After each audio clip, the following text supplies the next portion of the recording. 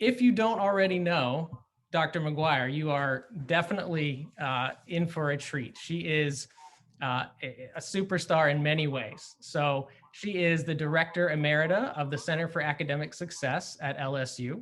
She is a Professor Emerita from the Department of Chemistry at LSU and retired Assistant Vice Chancellor. She is internationally recognized as a chemical educator, as well as an author and a lecturer. She has traveled the globe. She has presented strategies to help students be successful in their coursework and in their careers. So she is somebody who has delivered keynote addresses, presented workshops, and the notes I have here, this is impressive, over 400 institutions, 47 states, 11 countries, and 6 continents. And so, I mean, that's as many continents as you can go to, unless you're very, very special. Antarctica. I'm still waiting to get an invitation there, but. I have no doubt that, you know, I wouldn't be surprised if it happened. So prior to joining LSU, Dr. McGuire spent 11 years at Cornell University. She received the very coveted Clark Distinguished Teaching Award. As I mentioned, she has 2 books. She has Teach Students How to Learn, and she has Teach Yourself How to Learn. She was listed in the 2020 Marquee Who's Who in America. She has gotten the 2019 Distinguished Lecturer Award from the National Institute for Staff and Organizational Development, several other awards. And so we are very, very fortunate to have her with us today. So Dr. McGuire, we are very, very thankful to have you, and take it away. Okay, well, thank you so much, Rob. And thank you everyone for attending. I'm gonna start sharing the screen now, and you should be able to see my first slide up. Let's see, can everybody see that? Yes. Okay, great. And I'm gonna get the chat box up. And I've gotta warn you, I asked a lot of questions. And for most of them, I'm going to ask you to just put the answer in the chat box. And if you have any questions or comments as we go along, then we're going to actively use the chat box also. So let me just say thank you very much. I really appreciate the opportunity to talk to the participants in this program. And thanks so much to Dr. Warner for his persistence in getting money for these kinds of things. I mean, the money just keeps rolling in because it's recognized the kinds of impact that these kinds of programs have.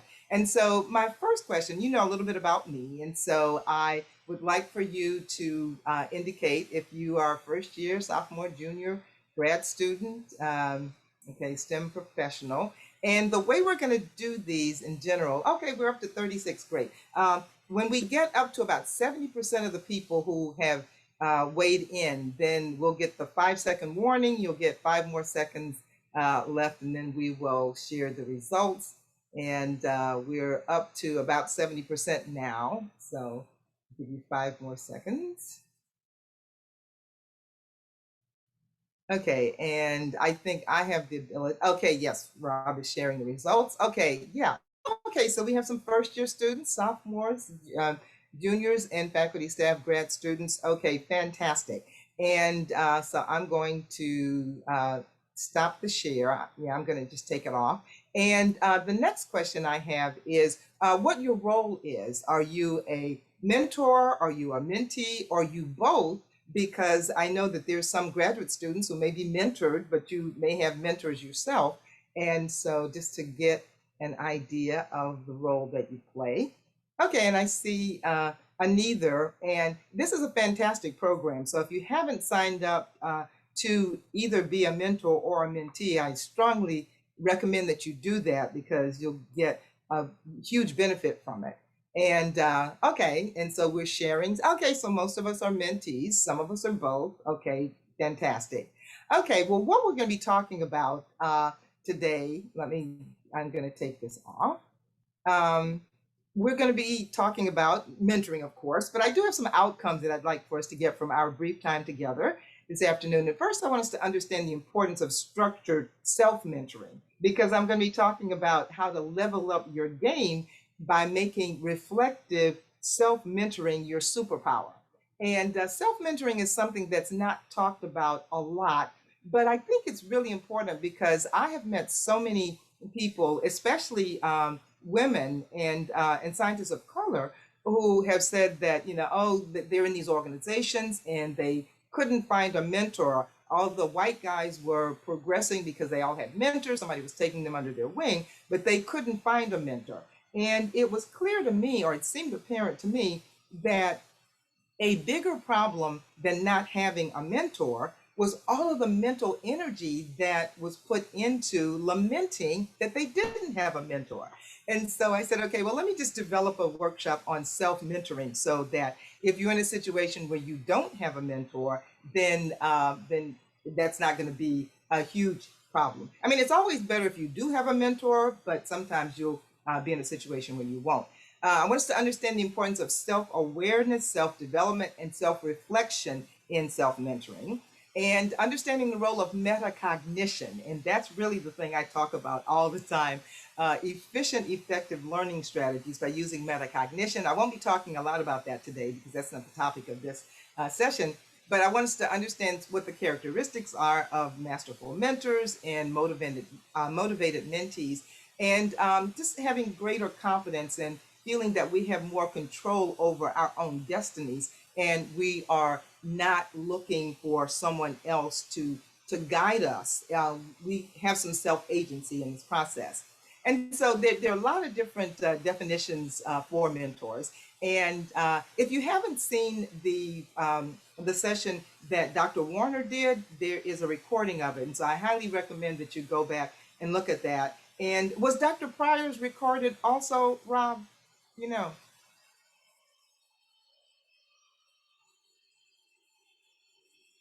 Oh, I'm sorry, I didn't tell my host that sometimes I'll ask you guys questions, and so you have to unmute your mic and answer. But Sorry, Rob, do you know? But Yeah, I'm sorry, whose talk? Dr. Pryor, Don Pryor. I'm not aware of a talk from Dr. Pryor. He gave a talk to Nobuche. It wasn't. Oh, okay. Thank you, Dr. Warner. Okay, that's right. Okay, so never mind. That probably wasn't recorded, but he gave a fantastic talk. So, but go back and look at Dr. Warner's recording because there's lots of great information there. And so he talked about a lot of definitions, and the one he said that he liked best, and I agree with it: a wise and trusted person who imparts skills, knowledge, or goals to another person or persons through exchange of opinions or ideas. And so the key there, I think, is in exchanging these ideas. So you don't want to be in a situation where it's just a one-way street, that you have someone who's a mentor and they want to tell you everything to do without getting information about you.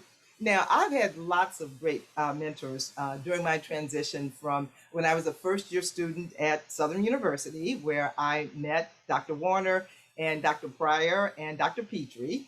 And then I was a junior at University of California, Berkeley, 68, 69. And now I'm a chemistry professor and learning strategist. And these are some of our mentors at Southern. And this is around 1960. This is Vanden White, who was the chair of the department. And he had all of these young Black PhDs who had gotten their degrees at very prestigious, mostly Midwestern universities. And they are the folks who came to Southern and really were our role models, our mentors, and who inspired us. And this is a picture of the chemistry club from around that time. And let's see if I can get the chat box back up. It's acting up. I have to do the participants to get the chat box up. Okay, so I can see it now. And so what I am going to do is I'm going to point the cursor to some folks. Let me see if I can move it. Yeah. And I want you to tell me who you think this person is. Now, but many of you may not have seen some of them. Well, I'm going to start with this guy right here. Does anybody recognize who this person is?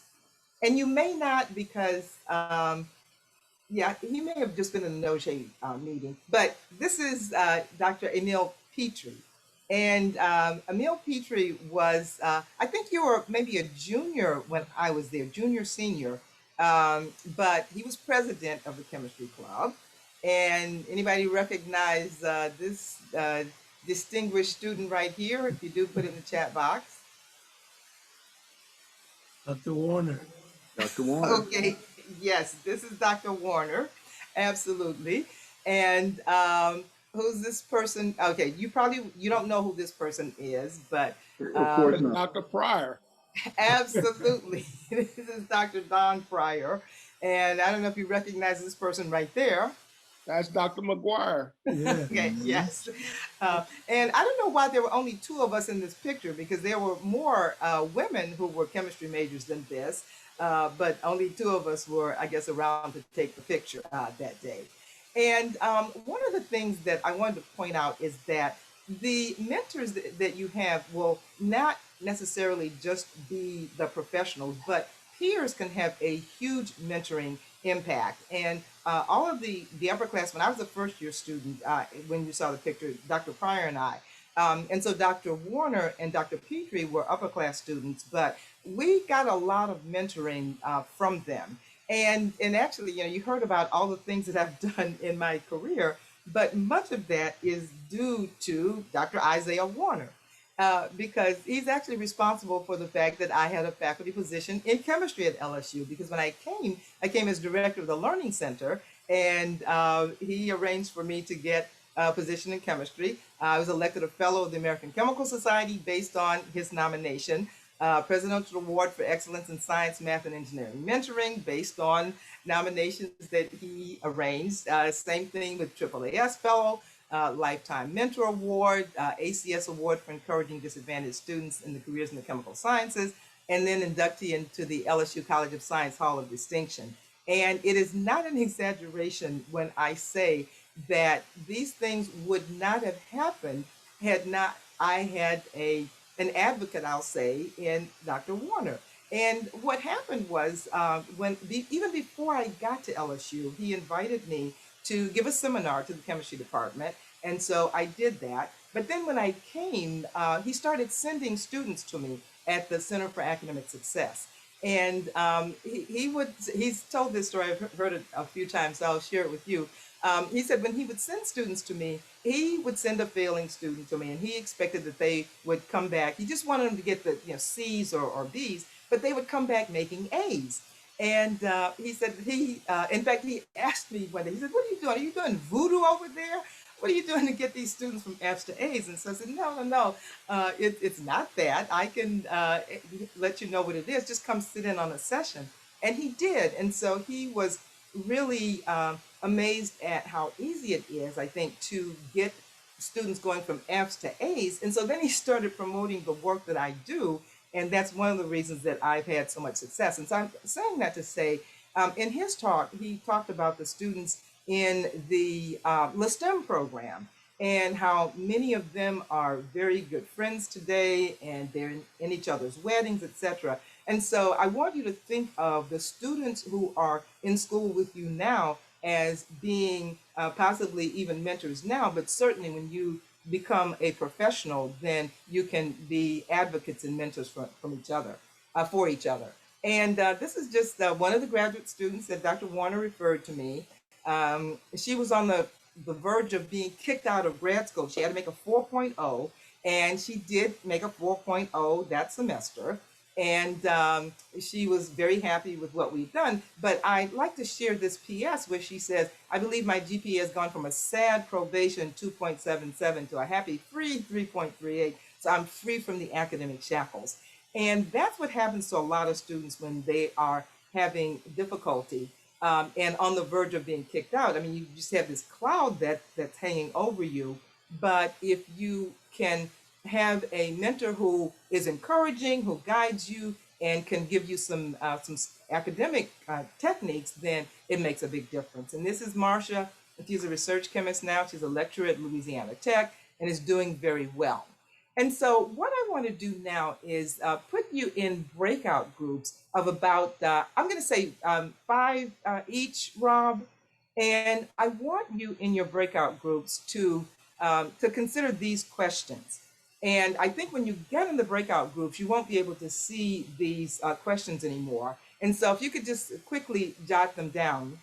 And then when you get in the breakout room, I'd like for one person to be kind of the facilitator, and then someone else be the scribe, or not scribe, I won't say, but the reporter, so that when we come back together in the big group, we won't be able to call on all the groups. In fact, I'm going to ask people to volunteer if you want to share what your group discussed. That would be very helpful. And we're going to spend about maybe 7 minutes in the breakout groups. And so the first thing is, who's been the most important mentor in your academic or professional life?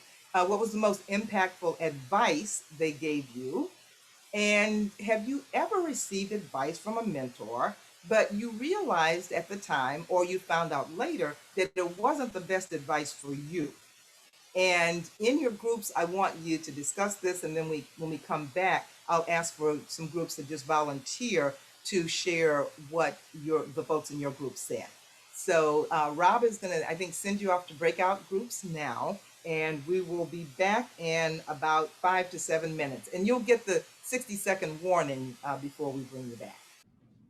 Okay, I think that should probably be everybody back now. So I hope you had some good discussion in your breakout rooms. And so I'm going to ask anyone who, as a reporter, just volunteer, please, and tell us what you talked about in your session. So can I get a volunteer?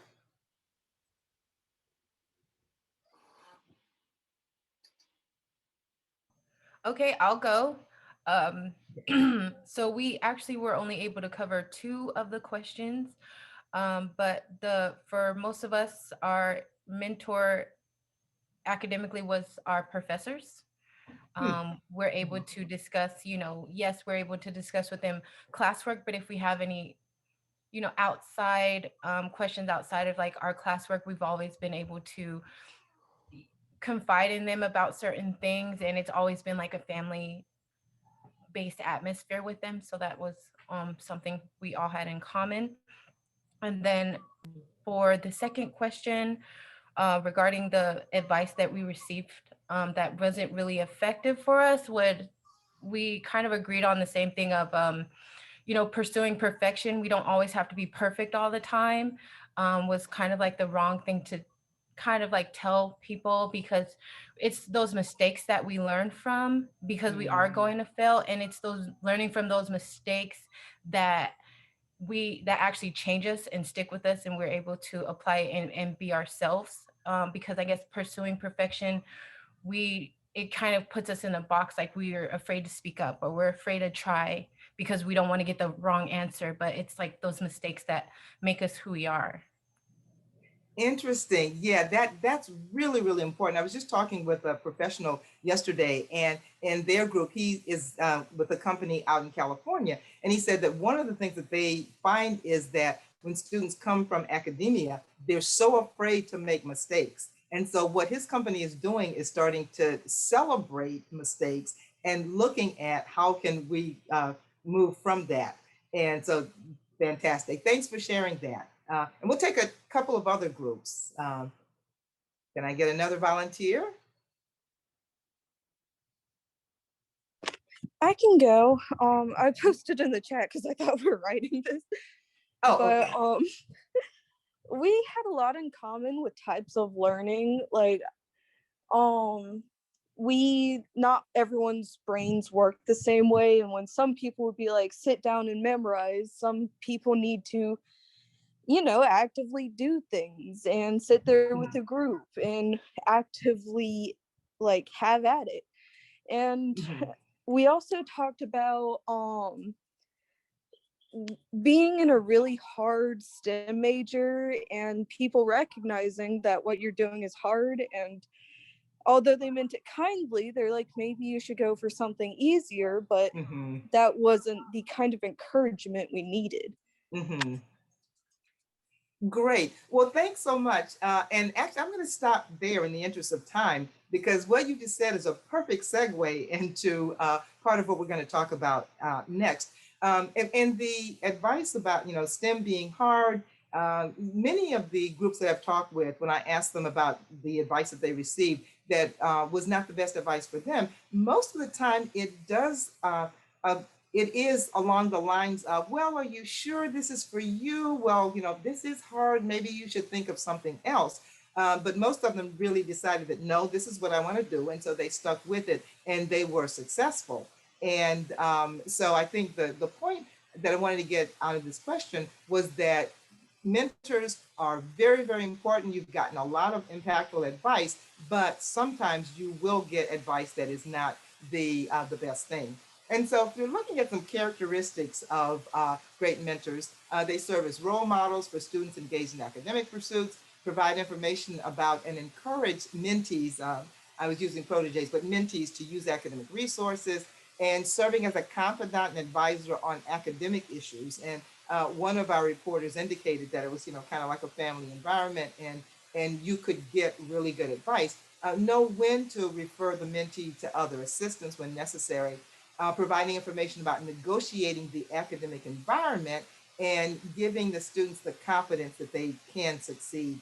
And I think that that's one of the most important roles or characteristics of a mentor. And so if you're ever in a situation where you're getting the impression that this person isn't confident that you can excel, not just succeed, but excel, then you probably need to start looking around for another mentor. Because one of the things that came across really strongly in Dr. Warner's thought, he said that he's never really met a student who he didn't think could be successful. And that's what you want in your mentor, someone who knows you can be successful. And if you don't have a mentor, you have to have that kind of belief in yourself.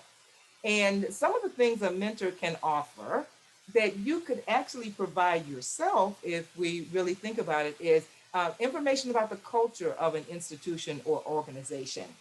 Because that's one of the things that mentors do. They will help socialize you into an organization.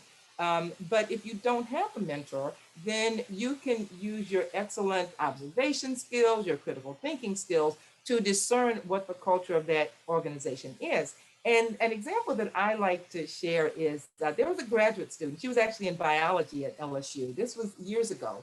And I was working with her. And she told me, she said, Dr. McGuire, my advisor hates me. I'm just convinced that my advisor hates me.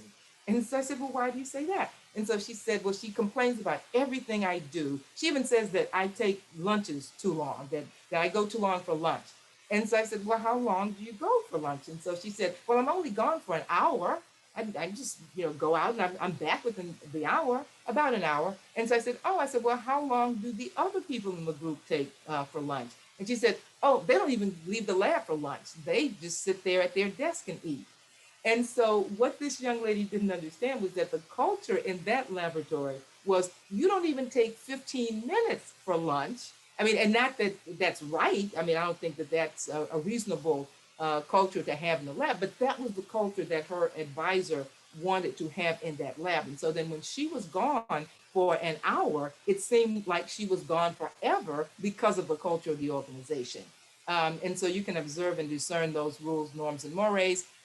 You might want to get tools and strategies for success, as someone mentioned. Well, again, you can observe and you can talk to others who have advanced. And I think it's really important, especially, I was just talking with a graduate student a couple of weeks ago, and he was having some difficulty. He said, well, I'm not really sure exactly what my advisor wants because he really is not that clear. And so I asked him, well, are there any other more advanced students in the group, or even somebody who's recently gotten their PhD that you think you could talk to get some insight into how to communicate with your advisor and how to find out exactly what he wants? And he thought about somebody. He said, well, yeah, there was a student who finished last year and I know him very well and I can talk with him. And so I suggested that he talk with that student. And so if you're in a situation where you're not sure exactly what to do to be successful, then realize that you can talk with other people other than your direct mentor. You might want information about resources. Well, research it. Google is such a great tool now that you have at your disposal. And there are other research tools also. And then sometimes you might want encouragement and inspiration from mentors, because that's one of the most important things that mentors can provide. But I think we can encourage ourselves. And to do that, you have to reflect on what were my past successes? What got me here? Because everybody is going to be in situations where you're kind of, you seem a little bit rudderless and you're not sure you know exactly how to proceed. But if you think about, I've figured these things out before, and so I can do it now. And I think you will be able to find the encouragement that you need. And so I was going to do this as a poll, but I think in the interest of time, I'm just going to ask you to put either A, B, C, or D in the chat box. But let me get the chat box back up. Okay, and let me get rid of this. Okay, and then let me, yes, okay. And so the question is, have you ever been, how many times have you ever been in these situations where you felt you really needed a mentor, but you didn't have access to one, or you got advice from a mentor and you found out later it wasn't the best advice? So if that's never happened to you, then put A. If it's happened just a couple of times, B. If it's happened 3 to 5 times, C. Or D, more than 5 times. Oh, okay, C, interesting. Okay, B, C, okay. There's an A, that's great, Christian, it's never happened, but okay, and yeah, Madeline. Okay, so some of us has never happened. Oh, D, wow, okay. Yes, and so I was assuming that most of us would probably just say 1 or 2, but I'm seeing quite a few C's. And so what that says to me that if you have experienced even that once, then you really do, you could benefit from the skill of reflective self-mentoring. And so what exactly that? Well, it's a type of mentoring where an individual cultivates his or her own professional growth through, you're going to self-tutor and find resources yourself. And in fact, that reminds me, I taught an LSU football player once to become his own tutor. He was flunking math, algebra, college algebra. And I knew that he was a good student. And so I asked him, why are you flunking math? And so he said, well, the tutor that they assigned me, because he was a football player at LSU, and they all assigned them tutors. And he said, well, they changed my tutor. And the one that I have now doesn't speak English that well. And I don't understand what she's saying. And so I said, okay, well, but do you try to figure out the information yourself before you go to tutoring and then try to explain it to her and ask her if you're, and he said, well, no. He didn't do anything before the session. He just went with his questions. And I said, oh, boy, you can be your own tutor. He said, be my own tutor? I said, yeah. He had the book. And I said, just go through the book and read the information, do the example problems, do the homework, and just be your own tutor. And so he made an A on the next test. And so he was so happy he came back. He said, Dr. McGuire, I made an A on that test. And I said, wow, that's fantastic. Because he had flunked the first 2. And so I said, now what I want you to do is go back to the beginning of the course and do what you did for this exam so that you can make an A on the final. You want to make an A on the final? Yeah, just go make an A on the final. And he did, and he ended up with a B in the course. And so you can increase your job effectiveness, and it augments professional talents by building a body of knowledge and skills without the aid of other people. And it is not as desirable as if you had a mentor, but certainly even if you have one, it's important to have these skills so that you are able to evaluate the advice that a mentor is giving you. And Marsha Carr has written a book on self-mentoring, The Invisible Leader. And I wanted to talk just a little bit about self-awareness and self-development, because the more you know yourself, the better. And one of the comments that came in was about, people have different learning style, learning preferences. They have different ways they want to do things. And the more you know about yourself, the more you'll be able to interpret what your mentor is telling you, the more you'll be able to interpret your mentor also. And so one of the 2 things that we're going to talk about briefly are your learning style preference and your personality type. Now, I know that learning styles have fallen into ill repute lately because they were interpreted as sometimes students would, or not just students, but people would say, well, I'm a visual learner and I can only learn if I have pictures. And so people realized that that really wasn't that helpful. And it's not that you have only one style that you can learn in, but we all have preferences, but everyone can learn from all of the different styles. But I think it is very helpful to know which style you prefer. And there is a scale, it's VARK, Visual, Oral, Read, Write, Kinesthetic, and there's a VARK questionnaire, and there's a link to it here. And I encourage you to take that to see what your preference is. Now, you may already know what your preference is based on your experience. And then the other is your personality type, which is the Myers-Briggs type inventory. And we'll talk a little bit about both of those. And so with VARK, again, it's visual, auditory, read, write, and kinesthetic. And visual learners who have visual preferences really love pictures, symbols, charts, graphs, and even concept maps. And you'll know those people, and you may be one of them, where every time they get new information, they want to sketch it out. They want to draw a diagram. They want to see a picture of it. And those are visual learners. Folks who have a preference for oral or auditory really prefer if somebody explains something to them. They prefer hearing lectures, even reading notes out loud, discussing topics. And when in the process of hearing that, they're actually processing their thoughts and their information as the information is being heard and discussed. People who have a read-write preference really love handouts. They love manuals. They're the ones who are going to read all the directions before they start putting something together, as opposed to other people who will maybe start putting things together and they prefer not to look at the manual. Notes, lists, outlines, etc.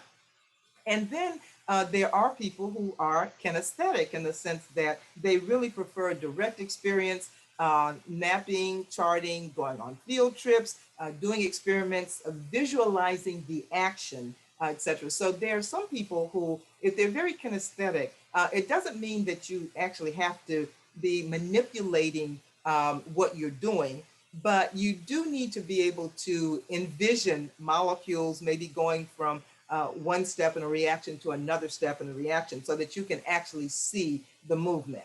And the way I think there's some conflict that can occur between mentors and mentees, or even students within the same group, is if you have someone who has a very strong visual orientation.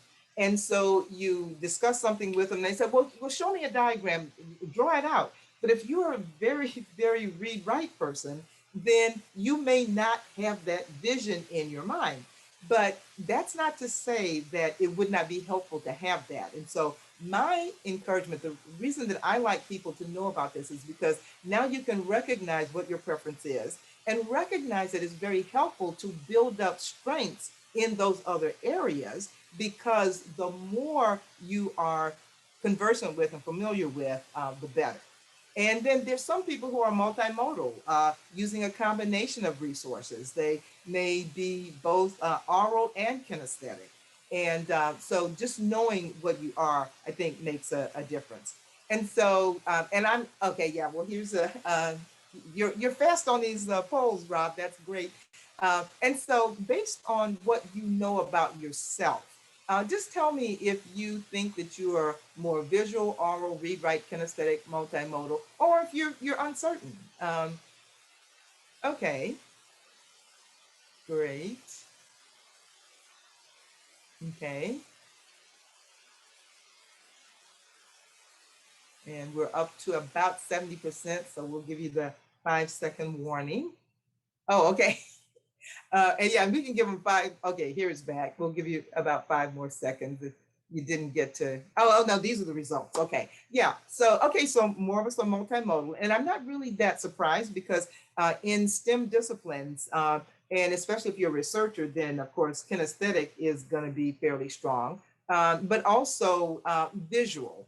And you know, there's a smattering of people, oral, read, write, and uncertain. And so one of the things that you can do is you can start to discern whether your mentor seems to be more one of these or the other. And that, I think, can help you really understand the communication between the two of you better. Okay, and so now I want to talk a little bit about the Myers-Briggs type inventory. And I just want you to put in the chat box either yes or no if you've, I'm sorry, indicator, if you've taken the MBTI personality inventory. Okay, I'm seeing a yes, Vicky. Oh, okay. Yep. Nope. Yes, yes, yes, nope. Okay. Yeah, so right now the votes coming in, it seems to be maybe about 50-50. And so now I'm going to ask just the people who've taken it. Just put in the chat box for me, please, either yes or no. Did you find the information useful? Just the people who took the MBTI, did you find it useful?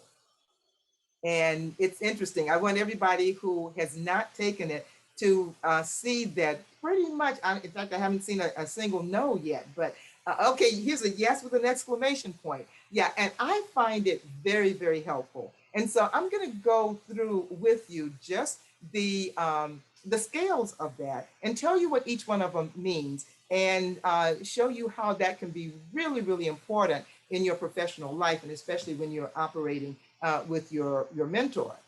It's a personality inventory, and it uses the psychological types that are described by Jung, makes it understandable and useful in people's lives. And the essence of that theory is that a lot of the behaviors that appear to be just random, they're actually very orderly and consistent, and they're due to these basic differences in the ways individuals prefer to use their perception and judgment.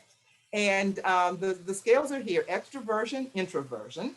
And this has to do with where you get your energy from. Extroverts are people who kind of get their energy from the crowd. They're the people who, there's a lot of people around and they just get energized. Whereas introverts, when they interact with a crowd of people, that really takes a lot of energy out of them. They can do it very well, but if they present it to a large group or have been to a big party, when they get a chance, they've got to go and sit in the corner and just be to themselves so that they can get their energy back. Now, the next one is sensing or intuition, and it's S and N. And that has to do with the kind of information you prefer to use. With sensing, it's you want to get information from like experiments, you want to see data, and not using your intuition. It's not like, well, I think that maybe if we did this, it would work. The sensing person wants to see other experiments that have led you to believe that if we do this, this might work.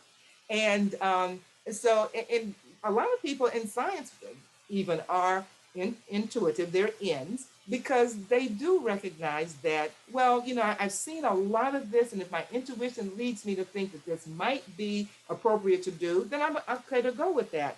Whereas other ones do not want to see anything. I don't want to know what you think. I want to know what the data says. Okay, and then the next one is, what process do you use to make decisions? T versus F, thinking versus feeling.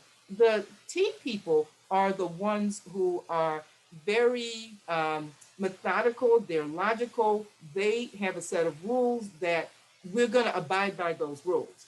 Whereas feeling people are more in tune to individual situations. And I'll give you an example. If there were a professor, let's look at the thinking. If there was a professor who said, in this class, you are allowed 2 unexcused absences, only 2 absences, that's it.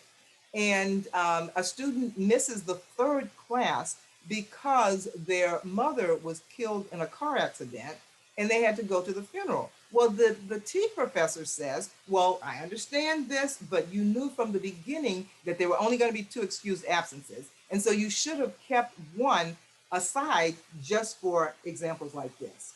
Whereas the person who is a feeling person would say, okay, well, yeah, that is an extenuating circumstance, and so I understand. And then the judging and perceiving, how do you deal with the world around you? The J's are people who love to get things done and say, I've done that, I've completed that. So these are the people who like check off lists. And so when something is done, they check it off, that's done, and they're going to move to the next thing. Whereas the perceivers, the P's, are people who are much more likely to think, well, you know, I've done this, but what if I think about it this way? Or what if I look at it a different way? And I think it's really important for people, students especially, to recognize if you are a J or a P, because there are no right or wrong, personality types. But if you are a J, you are much more likely to check something off before you've actually considered all of the different possibilities. And so with J's, you have to make sure that, okay, I think this is done, but let me go back and look at it one more time and see if I've missed anything. And P's, the problem there sometimes is P's never think anything is finished. And so your advisor might be wanting to get to see your data, and you say, oh, but I got to do one more experiment. Oh, I haven't thought about it this way. And so P's typically need to have a self-imposed deadline that once I've gotten to this point, I'm going to do everything I can, and then I'm going to have to shut it down and then move to something else. And I think it's important to know how the people are that you're working with. At the Center for Academic Success, I had two excellent learning strategists. One was J to the max, the other was P to the max. And when I would give them something to work on together, they were at loggerheads because the J she was finished and she wanted to turn it in, but the one with P said, well, no, we haven't really considered it this way. And so they were driving each other crazy. And so when I realized what was going on, I gave them totally separate projects. And I had to give the P deadlines because she would never get anything in if I didn't give her a hard and fast deadline. And the J, I had to tell her, slow down and make sure that you've covered everything. And so it's important for you to know that. Now, Ronald Howard Lane, Immunores Therapeutics, I was talking with him about this. And he said that he finds the MBTI really, really important because it does help us to understand ourselves and other people and communicate more effectively with others.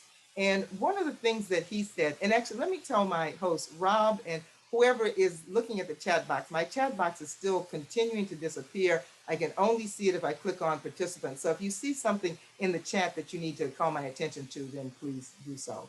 And if you have any, if you're in the session, if you have any questions about anything that we're talking about or any comments, then please put those in the chat box because I'm happy to stop and answer questions also as we go through.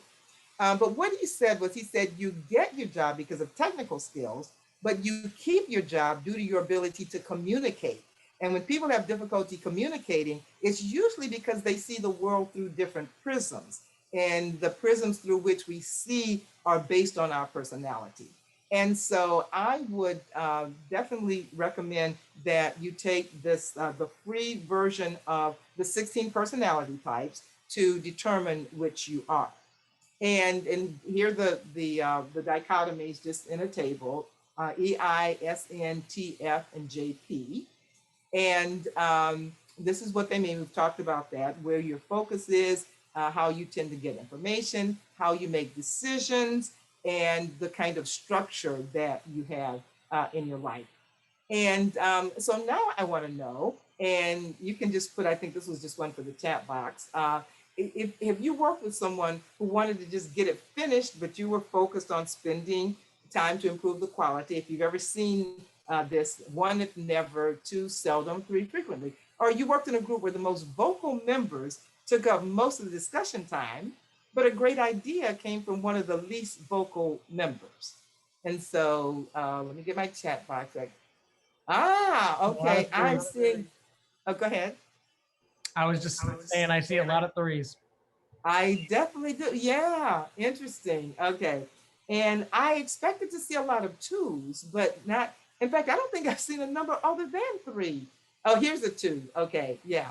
But yeah, so it certainly, I have not seen a 1. And so, yeah, this happens. And this is why it's so important to know this. Because when you're in a group with extroverts and introverts, whether you're the extrovert or the introvert, it's so important to know this, because if I'm an extrovert, the other thing about extroverts is we typically think while we're talking. And so in order to get my thoughts out, I'm going to be talking to the group, whereas introverts want to think before they speak. And so if you've got a group with extroverts and introverts, the extroverts are just going to keep talking because they're thinking through as they're talking. And they're thinking about the introverts because introverts aren't saying anything. They're thinking through it before they speak, but they don't get a chance to speak because the extroverts never stop talking. And so the introverts are thinking, the extroverts are thinking about the introverts. Why are these people even in the group? They're not saying anything. They're not contributing anything. They're just like bumps on along. Whereas the introverts are sitting there listening to all these extroverts and they're thinking, when are these people going to shut up so we can tell them what is really going on? And so if you're a part of a group, I think that it's really important to have someone whose role is to make sure that everybody's voice is heard. And that person is almost kind of like a gatekeeper. And so they can ask the introverts, well, what do you think about this? And if you ask an introvert, what do you think about this? I mean, they have these wonderful ideas because they have these very rich thought lives, but they are usually not going to just jump in if the extroverts don't shut up. But I think it's also important to know if you are an extrovert or an introvert, because if you're an extrovert, then you can kind of tamper down how much you're hogging the discussion. And if you're an introvert, then you can practice strategies to jump in and contribute to the discussion, even when other people keep talking. And so if you have encountered any of these situations, or if you do in the future, you'll know that those behaviors are basically due to personality differences. And most times people don't even know that it's their personality that's driving them to do these things. And you can intervene to invite the least vocal members in a group to share their thoughts, as we just said. And you can recognize those personality-driven behaviors. And you can either try to change your behaviors, recognizing that you're not going to change your personality, but you're just trying to adapt your behaviors to situations where you'll be able to make the contribution to the group that you are totally able to make. And so here's a little, this is I'll call it a case study. And I don't want you to put it in the chat box yet. I want you to, I'm going to read it. And then after, I'm just going to put in the, let's see, that's not is it a poll, Rob? I don't remember. It is a poll. We have a poll. Oh, it is a poll. Yes. So don't put it in the chat box at all. We're going to put a poll up after. But what do you think Robert's MBTI type is? Okay, Robert is quiet, friendly, responsible, and conscientious. He's committed and steady. Okay, now my chat box is covering up the rest of the stuff here. Meeting his obligations. As a lab director, now I can't read the whole thing because this is in the way. Okay, here we go. Now I took up the whole thing, so get rid of that. Okay, as a lab director, he insists that all group members support their assertions with data. He is thorough, painstaking, and accurate in all of his work, and he prides himself on never having missed a deadline. He is loyal and considerate, and he is concerned with how others feel. He strives to create an orderly and harmonious environment at work and at home. And so, do you think he's extrovert, intuitive, thinking and perceiving, introvert, intuitive, thinking, judging, extrovert, sensing, feeling, perceiving, introvert, sensing, feeling, judging? Okay, and the votes are coming in.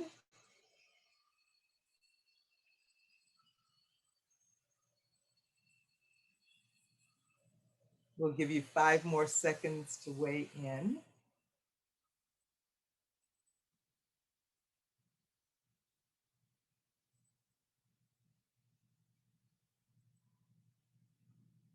Okay, let's stop the polling and see what we have. Okay, most people said INTJ.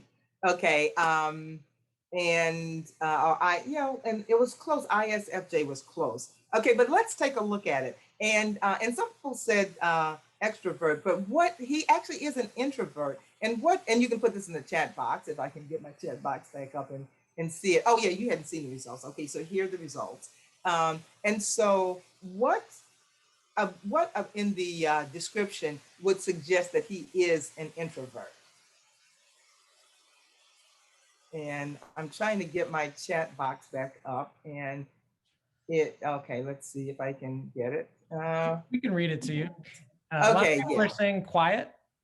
Exactly. Yes, absolutely. Okay. And now the next one, is he in? Okay, now let me get the poll off. Okay, I think you've shared the results. Yes. Okay. And so the next one is he intuitive or is he sensing? And I think most people, the, yeah, said S. Okay, and actually, what in the description lets you know that he is sensing?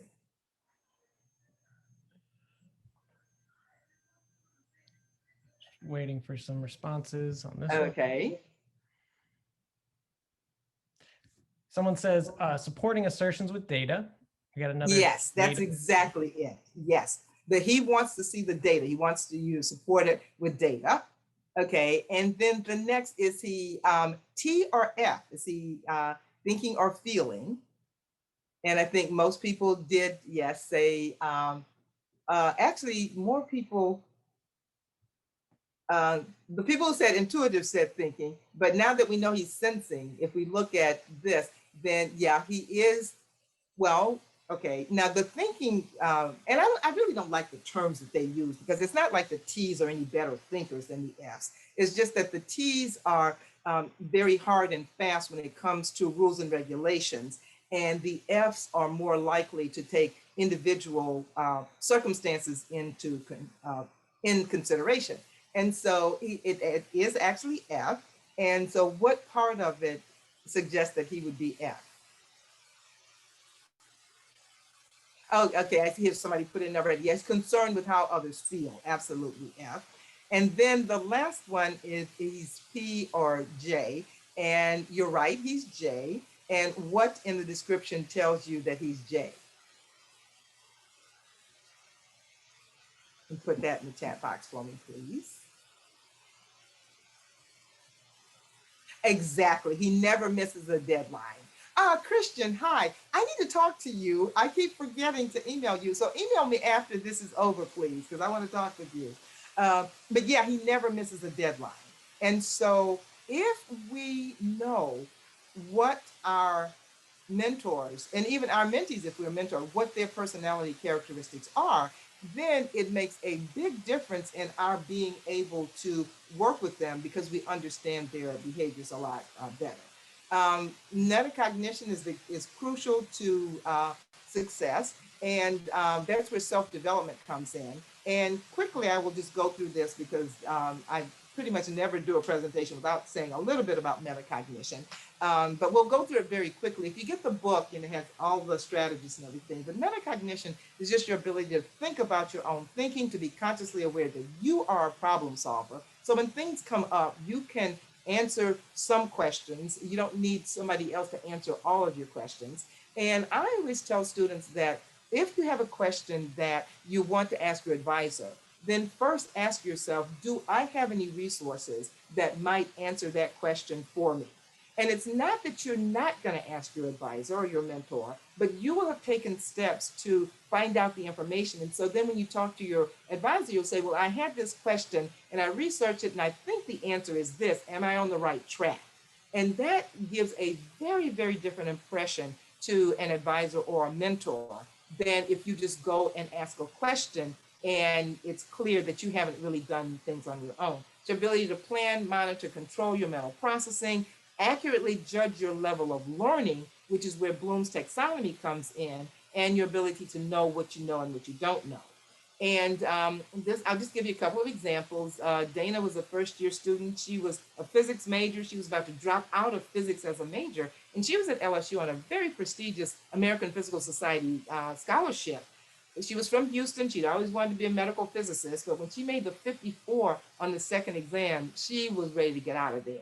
But I met her at a Change Your Major workshop, and I just talked with her for an hour or so in the office. And I told her, I said, look, Dana, if you really want to leave physics, that is absolutely fine with me. But I want you to know you're leaving not because you can't do it, but because you've chosen to do something else. And so we spent time in the office, and she went from the 54 to 90. She had a 4.0 that year. She was doing her homework the wrong way, just memorizing formulas using online solutions for help. And with metacognition, she learned how to solve problems using no external aids and how to master the concepts. And let's see, yeah, I think you have time to hear her. Oh, I don't know if well, yeah, let me see. Well, let's see. I don't know if I shared the sound, but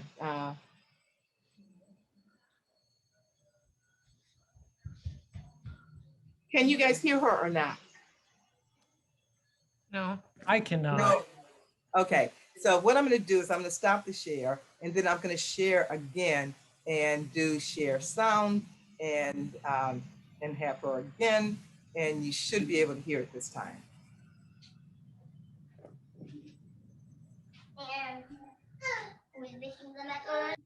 Uh-oh. Hi, my name is Dana Lewis Derby, and Can you hear her now? a former student Yes. of Dr. McGuire's, and she asked for me to share a little bit of my story with you today. So I met Dr. McGee at a Find Your Major workshop at LSU when I was a freshman. I knew that I wanted to major in physics when I started college, but I quickly found myself failing my introduction to physics class. So I freaked out and thought, you know what, maybe I'm not cut out for this, and decided to attend that workshop. When I went there, I shared my story, and afterwards, Dr. McGuire approached me and asked me if I would consider sticking with physics a little while longer and maybe trying to approach my assignments and my tests in a little bit of a different way. So instead of changing my major, I did. I stayed with physics. Her and I began working together, and she began teaching me some of her strategies revolving around metacognition. I quickly learned that my method of trying to memorize material in order to pass assignments and tests just was not going to cut it. I had to really learn the ability to problem solve, and I essentially had to relearn how to study. I was reading chapters differently, making notes, and essentially completing homework assignments like I had to teach the material to someone else, with the thought behind that being if you can teach it, then you really do know what you're talking about. After working with Dr. McGuire for a full semester, I ended up making an A in my physics course, and I went on to graduate with my bachelor's in physics from LSU with honors, all with Dr. McGuire's help. So I didn't quite know that going to one workshop was going to be so instrumental in setting me up for success throughout my entire college career. My life would be very, very different if I had not met Dr. McGuire that day and implemented the strategies that she taught me. She is absolutely phenomenal, and she really does have the golden ticket of information that's going to push you towards optimal success. So I hope that you enjoy the workshop today. Thanks for listening, and best of luck. Okay, yeah, and it's not that I'm phenomenal. The golden ticket is just the strategies. And the one strategy that I found that, or the mistake that I found that most STEM students make, and they're not making the A's that they're capable of making, they're making C's, D's, or lower, is the way they do their homework. And this is just an effective homework strategy, not using the examples as a guide to how to do the homework problem, but study the material first, work the example problems without looking at the solutions, check to see if your answer is correct. Just when you get an answer that's not correct, don't look at what the author did, try to figure out where your mistake was. And then when you get to the actual homework problems, work those as if it's a test or a quiz. Do 2 or 3 of them, try to speed it up and put yourself in actual testing conditions. And many, many students have done that and have found that that has worked really well. Bloom's taxonomy is another really, really important construct, I'll say, because many students don't know that there is this thing, Bloom's taxonomy, where just memorizing information is at the bottom. If you can explain things in your own words, that's understanding. If you can answer questions, solve problems you've never seen before, you're applying. If you can take any concept, break it into simpler concepts, then you are at analyzing. You could look at 2 experiments, 2 research papers that talk about different ways of doing things and decide which one is more likely to be correct than the other. You're evaluating. And if you can come up with your own ideas, your own thoughts, your own ways of doing things, then that's where creating is. And I think where so many students, if you don't realize this, you don't really know that your advisor is wanting you to be up here, coming up with your own ideas about ways to approach things. Whereas if you've only been operating here in undergraduate school or in high school, and you don't know that you need to be up there, then that's problematic.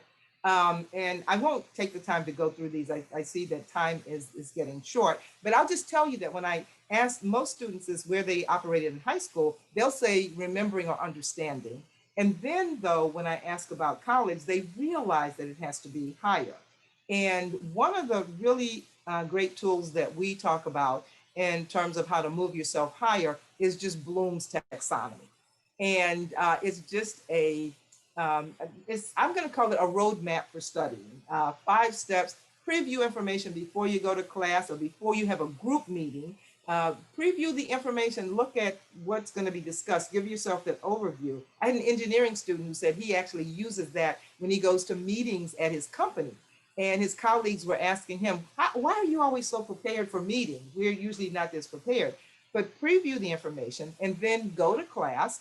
And then as soon after class as possible, review what was just covered. And if you're efficient, it only takes about 10 minutes to do each of these. And so you've got to do more than that. And we call those focused study sessions. And we show you how to structure that. Take a minute or so to set a goal for what you want to accomplish. Then for the next 30, 40, 50 minutes, study with focus and action. And now some students say, well, I have ADHD. I can't study for 50 minutes. And that's fine. You can do 10 minutes or 15 minutes or whenever you have a break between obligations. You can do them for shorter periods. Just do more of them. And then take a break and reward yourself and then come back and review what you've just studied. And if you can consistently do these for your classes, for your work, then you'll find that you're going to be moving up Bloom's taxonomy because you'll be understanding a lot more and you'll know a lot more about analysis. This is one of Dr. Warner's students, and I'm one of her mentors. And we used to call these focus sessions intense study sessions, but we had students who told us that intense was too intense a word. And so we changed it to focus study sessions. And so she said she actually got an A+ on 3 out of 4 for finals using that method. And she said it's important to use it every day, even before finals week, but it really benefits students during finals week. And Dr. Warner, you're on her committee at Emory, are you?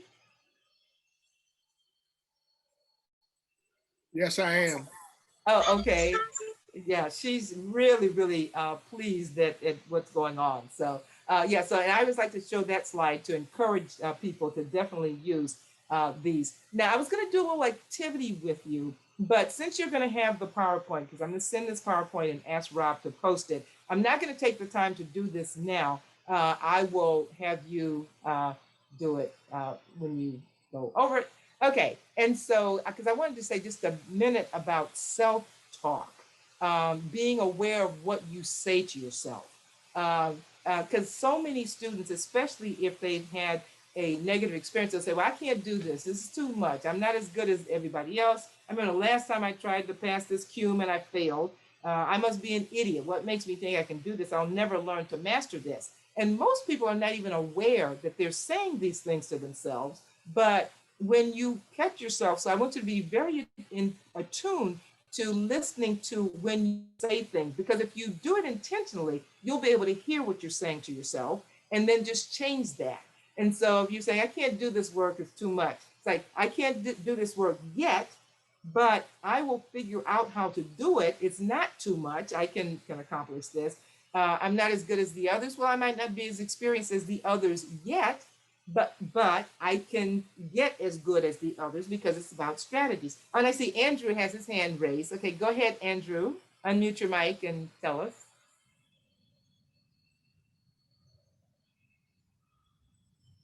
Or sometimes that's, oh, okay, I was about to say, sometimes that's an accident. So, okay, great. Yeah, and so figure out how you can rephrase that negative self-talk into something that's positive.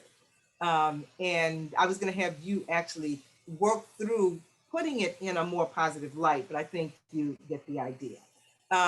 Because with positive self-talk, you'll turn those negative, destructive thoughts into constructive thoughts, and you can now objectively evaluate the negativity, the validity of those negative thoughts. And sometimes it's not even self-talk. I talked with a graduate student a few weeks ago, and somebody else had told her something that was very negative, and it just stuck in her head. She couldn't get it out of her head. And so we talked about strategies to just let that go, because there are people who will do that intentionally to derail your progress. Adopt a different perspective. This isn't a stumbling block, it's a stepping stone. I often say that stumbling blocks and stepping stones look exactly the same. And you get to decide which role they'll play in your life. Dana thought that when she got the 54 on that physics test, that was a huge stumbling block to her physics career.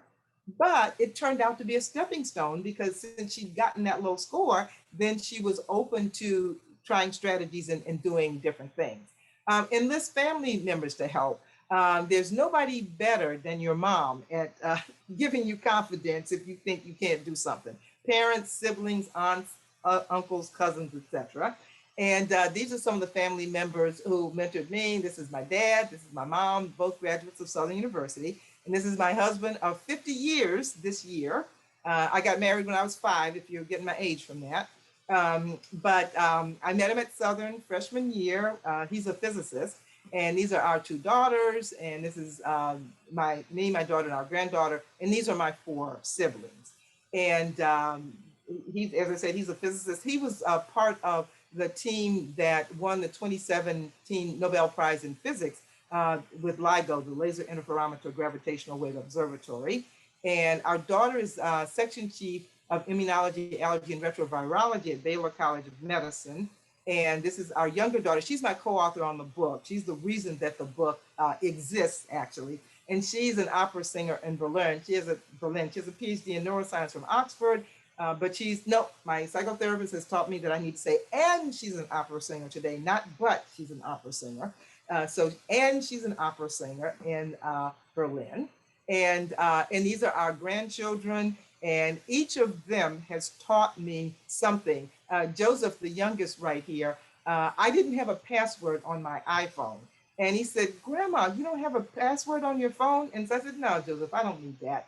And he said, oh, well, what are you going to do if somebody steals your stuff? And so he was so concerned. And so he showed me how to put a password on my iPhone. And so that's what I did. And so basically, some of the strategies for effective self-mentoring: write down your goals, prepare more. You can never be too prepared. Ask questions carefully, observe people in leadership positions who are successful and see what they are doing. Brainstorm with yourself, form support groups with other faculty within and without your discipline, and definitely carefully monitor your self-talk. Leave complaints and judgments at the door. When there's more than one way to interpret an action, try to choose the more charitable one. Keep observing it. But the reason I say that, okay, I'm a few minutes over, but I'm going to be finished in about 5 minutes. I put that on there because one young lady I was mentoring, and I'd totally forgotten I told her this, but she said, Dr. McGuire, one of the most useful things you ever told me was, she said, if I see something that appears to be the result of racist behavior against me, then stop and ask, is there any other explanation for this? And if there is, then try to use that interpretation to improve myself. He said, but don't forget about it. She said, you told me don't forget about it because these days it likely is racist behavior. But see if and when it happens again, then you can take steps. But I have actually seen some students who assume that racism is the cause of criticism that they're getting. And it really wasn't that at all. The person really wanted to make them better. And so they were giving them the criticism. Recognize that a little paranoia is not always bad. Just because you're paranoid doesn't mean that they're not out to get you. And so, but try not to take criticism personally, and read and research materials in the field, attend and present papers at conferences, seek out new opportunities, volunteer for projects, join professional organizations, but not too many, because I've seen some students who overload themselves with too much. Get the perspective of that faculty, that trusted family member. And so the bottom line is that if you use reflective self-mentoring, it really can be a superpower. So I will stop the share. These are just some useful websites, some of the links to some of the things that we talked about. And this is the book I wrote for faculty, Teach Students How to Learn. And the one for students is Teach Yourself How to Learn. And it has the strategies in it. And I think that's it. And I will now stop the share and turn it back over to Rob. Well, thank you so much, Dr. McGuire. Really appreciate you being here with us. I appreciate everyone who attended. I understand if people have to jump off, I know it's Friday afternoon, but I do want to take just a minute to let you know that we have an evaluation survey, and we're going to put that in the chat in just a second. We'd love you to take that and let us know what you liked about this webinar. That will really help us improve future presentations. And what you didn't like, I want to hear that too. And what you did not like. So we're always working on making everything that we do better. So give us. And I do have a question. Yeah, I see a question in the chat box that says, so give people the benefit of the doubt. And I'm going to say yes and no. I want you to observe what the behaviors of those people are. And if there are people who don't deserve the benefit, in fact, don't give them the benefit of the doubt, just doubt the benefit of what they're saying, because it's not useful to give everybody the benefit of the doubt. If you know already that they are racist or sexist and they don't want to see you succeed, then those people you don't. But for people that you don't know and you haven't had any prior indication that these other factors are there, then I would say, yes, give those the benefit of the doubt, but be very observant in the future. Oh, okay. Andrew says, how many organizations is too many? What I like to tell students is, starting out, join one professional organization and one organization that's just going to kind of be for fun. And so, for example, it could be Nova Shea and the chess club or something like that. And because you don't really know how much of your time those organizations are going to take up.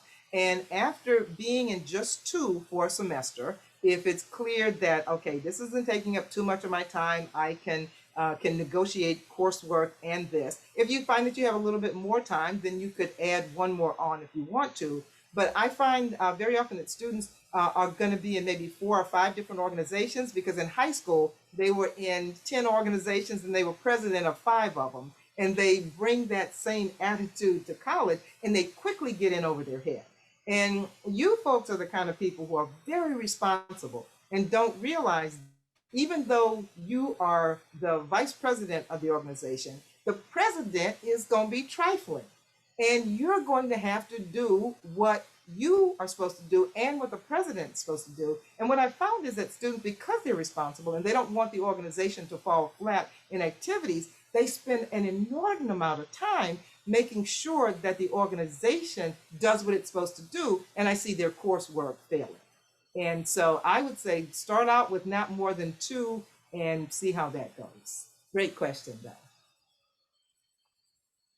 Great. Any other questions?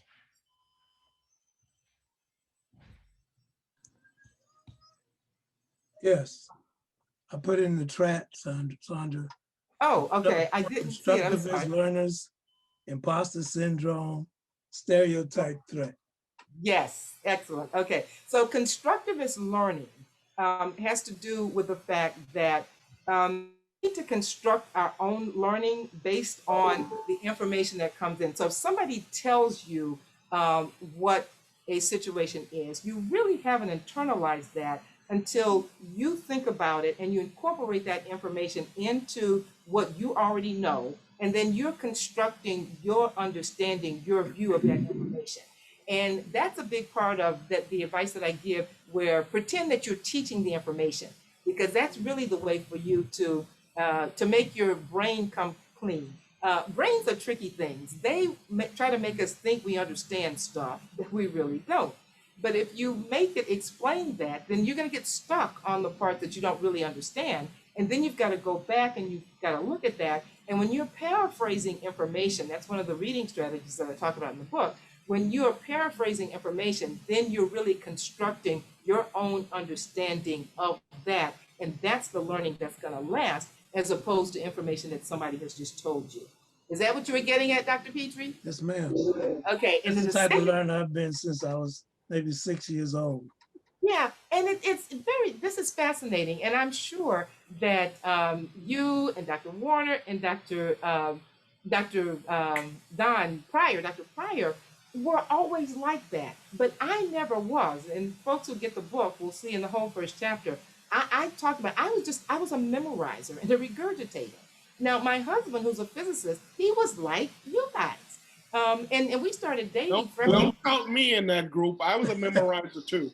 Oh, were you? Okay. All the way through college, I was a memorizer. Yeah. Well, I never knew that. Thanks for letting me know. I thought I was the only one. But you know, Steve and I started dating when I was 16 years old. I was a freshman. I skipped my senior year of high school. I'm probably the only person you'll ever meet who doesn't have a high school diploma, but I have a PhD. But in any event, you know, we were dating, and I never knew that he was doing anything different than what I was doing. And he didn't know that I was just memorizing. And so it's very interesting that you bring that up, Dr. Petrie. And actually, there's a term that I have started to use. I coined it just this past summer, and I call it metacognitive equity. Metacognitive equity. And that speaks to the phenomenon that many students who do really well, especially, you know, when they get to the graduate school level, they know these metacognitive strategies. They have them because they've developed them, in Dr. Petrie's case, you know, since he was 6 years old. And I don't know exactly what makes people develop these. In fact, Dr. Petrie, you can probably tell us, why do you think you were like that? But most of your classmates were probably like me, just memorizing. Well, I always tried to figure out why phenomena exist. So I would make up what I thought it was. And then I'd get feedback if I was wrong, and I'd make adjustments, and I continue to do that. And I think it's what helped me become good at teaching other students how to excel academically. Yes, and that's a great point, because I think that, I mean, I'm like that now in terms of teaching students, because I talk with students about being constructivist learners. But when I was tutoring at Cornell, I didn't know this. That wasn't my attitude. And so I was a very good explainer. I could explain things very well. I got an outstanding teaching assistant award because I was a really good explainer, but I didn't know how to help students figure it out for themselves. Yeah. And that's what you were doing from the beginning, and that's what I do now. And that's really, really such an important skill. And the people who know how to do that, who are very good metacognitively, they do really well. The people who are not good metacognitively have problems. And I think for a long time, we assumed that people who didn't have critical thinking skills, were not successful in graduate school, we said, well, they're just not capable. But I say that's not true at all. They just haven't learned the metacognitive skills that other students have. And we see from the examples that it's not hard to teach people about metacognition and make them as successful as the other people are. And that's where the metacognitive equity comes in. But there's a lot of metacognitive inequity out there right now. And you also mentioned stereotype threat and and imposter syndrome. Yes. And imposter syndrome has to do with the fact that, you get in a situation that seems like everybody else is just so well prepared. And you think that, okay, pretty soon they're going to find out that I really don't belong here. And of course, that's not true. But to a certain extent, most people feel that. And you just have to recognize, and again, it gets back to self-talk. So when you feel yourself thinking, well, I don't really belong here, I'm not as good as these other people, then just say, no, I would not be in this space if I didn't belong here. And you sometimes have to exude that confidence, even though you might not have it, but you know you're going to take the steps to do everything that you have to do to gain the skills that you need. And then the last one you mentioned was stereotype threat. And I think imposter syndrome and stereotype threat are a little bit related. Stereotype threat deals with the fact that if there's a negative stereotype about the group that you belong to, in situations where you have to perform, then you are concerned about this negative stereotype, and it really makes you less capable of doing what you could do because your cognitive energy is looking at, oh, I can't look stupid. And this is what really inhibits a lot of students of color from asking questions in class, because they'll say, okay, well, I know everybody thinks that, Black folks can't do science. I have this question, but I don't know if it's a good question or not. And so I can't ask this question because if it's a stupid question, then that's just going to reinforce the stereotype that everybody has. But the white males in the group, they can ask the most stupid questions on the planet, and they're not concerned about, am I looking stupid? Because they don't, the stereotype threat is not there. Now, where white males have this stereotype threat is with sports. If there's a sports situation, then, sometimes they say, oh, well, they know that white men can't jump. So, what's going on here? But, and stereotype threat, because our daughter, she has her PhD, as I said, she went to MIT as an undergrad, was a Marshall Scholar, and I found out about stereotype threat. I asked her if she'd ever experienced it, and she said absolutely, because she was in a research group of primarily engineers, and she had this biology degree from MIT, and she just, she was the only African American in the group, the only woman in the group, and so I think it's probably inevitable that you're going to feel some of this, but as long as you know, so I'm so glad you asked the question, Dr. Petrie. As long as you know that this is a phenomenon, this is a thing, then you can actively work against that. I have a question that's related to that, Saundra. Where does it fall when you feel you have to be a perfectionist, that you cannot make a mistake because they will then say you are deficient, and everybody makes mistakes? Right. Does that fall into one of those categories? Yeah, I think it does. I think it, and I'll ask Dr. Petrie, but I think it falls into stereotype threat because you're so concerned. You agree? Okay. Yeah, you're so concerned about this stereotype that you want to make sure that you're the anti-stereotype. And so you're not going to make a mistake. And this, it's a really interesting phenomenon because to a certain extent, I think it's helpful. I mean, when we grew up, we were always told you have to be twice as good as and work twice as hard. And I think without that advice, we probably wouldn't have gotten as far as we got. Now, we were also told, though, that nobody's better than you. You're not better than anybody else, but nobody's better than you. And so we had that confidence about ourselves that I see a lot of students don't have now. But I think it falls into that. But, and I guess I've never expressed this before, but I'm actually still like that. I do a lot of presentations, and my number one goal always, and usually I'm the only African American that these faculty have heard do this kind of talk when I keynote conferences. And my goal is always to have one person in the evaluation say, this is the best one ever. And it's because I feel like I need to represent, I need to, the young people won't even know this saying, but the saying was, you're a credit to your race. Have you heard that saying, Dr. Petrie? Yeah. All the time. Yeah. And so when we grew up, you needed to be a credit to your race. And so I still fall in that trap, but I do think that it makes me over prepare. And so it is better than otherwise. But you're right, Isaiah, that if you think you can never make a mistake, then that's not good either. Right. Yeah, well, the reason I ask is I've been mixing that up with imposter syndrome. I always thought of that as imposter syndrome. So I'm glad to know the difference. And well, that's interesting because it actually could be that too, because if you're out to prove that you're not an imposter, and you say, I've got to do everything right to prove to them that I belong here, I'm not an imposter. Yes, no, I can definitely see that. I think it probably fits both. What do you think, Dr. Petrie? I agree. Okay, yeah. And about over preparing, that's one of the things I used to tell students. if you want to maximize your GPA, you must over-prepare. That way, you know more than what you need to know to get the highest grade. Yeah, and the form that I tell them is you've got to aim for 100% mastery. Because if you aim for 100%, you're not likely to fall below 90. But if you aim for 90, I'll ask students, where do you think you're going to fall? And they'll say 80. Yeah. Well, no, it's worse than that. Aim for 90, you're probably going to fall around the 70s. But if you aim for 80, then you're going to be in the 60s, which is why so many students think they're headed for a B, but they get the test back and it's a D or lower. Okay, let's see. Andrew says, to me, imposter syndrome is more so the anxiety and unsureness from feeling you're unqualified, even if you're qualified. Perfectionism seems antithetical to that. Someone with imposter syndrome feels like they can't be perfect.